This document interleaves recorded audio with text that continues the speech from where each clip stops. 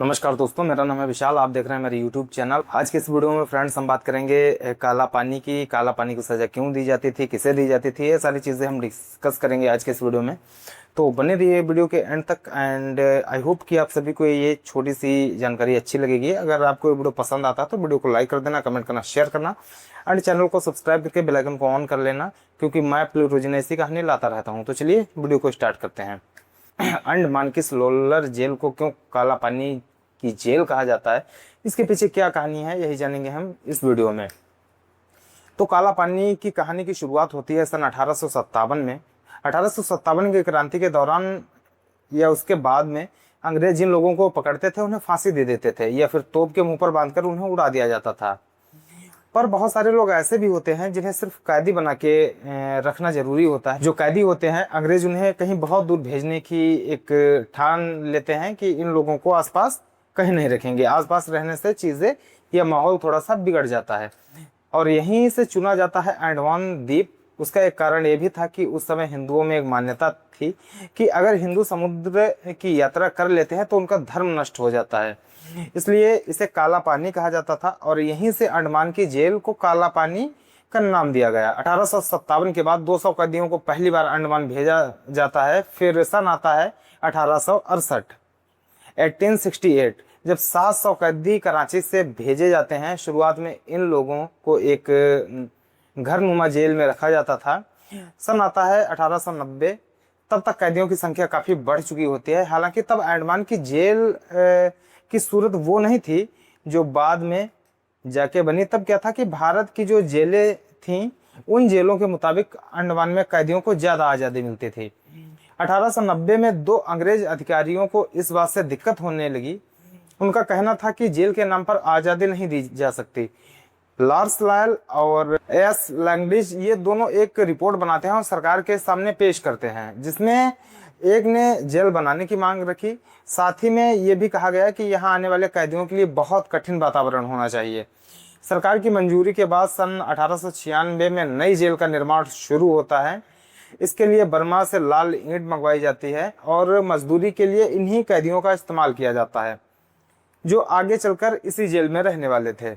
इस जेल का आकार खुद में ही बहुत अलग था और इस जेल में जो कमरे बनाए गए थे वो इस बात को खास ध्यान में रखकर बनाए गए थे कि कोई भी कैदी, कोई भी इंडिविजुअल कैदी एक दूसरे से बात ना कर पाए, ना ही कोई कांटेक्ट कर पाए। साल आता है 1906। 1906 में इस जेल का निर्माण पूरा हो जाता है, जिसके बाद जो भारत के खूंखार कैदी थे अंग्रेजों की नज़र में और उनके साथ जो राजनीतिक कैदी थे उन्हें भी यहाँ भेजा जाने लगता है। जेल में कैदियों के साथ कैसा व्यवहार होता था, उनकी क्या दिनचर्या होती थी, उनके साथ क्या क्या होता था, वो मैं एक दिन की कहानी आपको बताता हूँ। अब ध्यान से सुनिए। दिन भर कोल्हू के बैल की तरह उन्हें जोता जाता है। एक कैदी मार खाने के बाद जेल की किसी एक कमरे में सोया हुआ है, तभी उसे घंटी सुनाई देती है और सूरज के उगने में भी अभी टाइम है, लेकिन उठना मजबूरी है वरना गार्ड उठाएगा तो कोड़े मारेगा। 700 कैदियों के लिए एक निवृत्त होने का जो समय था वो सिर्फ 1 घंटा था। 1 घंटे के अंदर सबको वॉशरूम करना है, फ्रेश होके आना है और पीने के लिए जो पानी दिया जाता था उससे कोई आदमी मुंह भी नहीं धो सकता था। खाने में हरे रंग के पानी के ऊपर तैरते हुए कुछ पत्ते और कीड़े वाली दाल दी जाती थी। या फिर आपके पास दो ही चॉइसेस थी, या फिर आप भूखे रहो या फिर वो दाल खा के आप बीमारी से मर जाओ। खाने के बाद अब आता है काम करने का टाइम। तो काम करते टाइम भी हाथों में जंजीरें हैं, पैरों में बेड़ियां हैं। इसी हाल में सारा काम करना है आपको। सावरकर अपनी किताब में लिखते हैं कि कोल्हू के 20 चक्कर में हट्टा कट्टा आदमी चक्कर खाकर गिर जाता था और उस कोल्हू को सारा दिन जोतना पड़ता था एक आदमी को।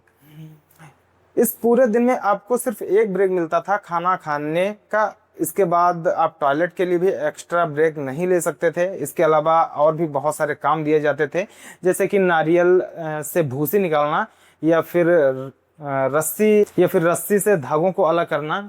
और ये काम आप तब तक नहीं छोड़ सकते हैं जब तक आपके हाथों से खून ना निकल जाए। ये सारे काम टारगेट बेस पर होते थे। टारगेट पूरा ना होने पर कैदियों को शाम को लटकाकर पीटा जाता था। इस दौरान पहले 3 घंटों के लिए लटकाया जाता था, फिर 10 घंटों के लिए।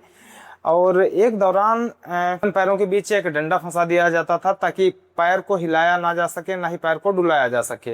ये सब सहने के बाद जब कैदी अपनी सेल में जाता तो उसे वहां पर दो बर्तन मिलते थे, एक पानी पीने के लिए जिसमें कि पानी होता भी नहीं था, और दूसरा कि अगर आपको रात में टॉयलेट जाना हो या आपको टॉयलेट लगे तो आपको उसी बर्तन में करना है जिसमें आप पानी पीते हैं। मौसम कोई भी हो, आपको लेटने के लिए सिर्फ नंगा फर्श ही मिलता था, और वहां के कैदी इतना थक जाते थे कि उन्हें वहीं पर नींद आ जाती थी।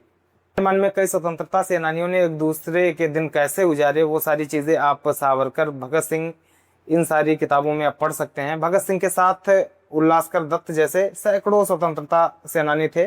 सैकड़ों ऐसे लोग थे जिन्होंने अंडमान में अपनी सजाएं काटी। सन 1932 में चटगांव आर्म रोबरी केस में 300 क्रांतिकारी यहाँ भेजे जाते हैं। इन लोगों ने बेहतर अधिकारियों के लिए वहाँ पे भूख हड़ताल की। 44 दिन तक भूख हड़ताल चलती है।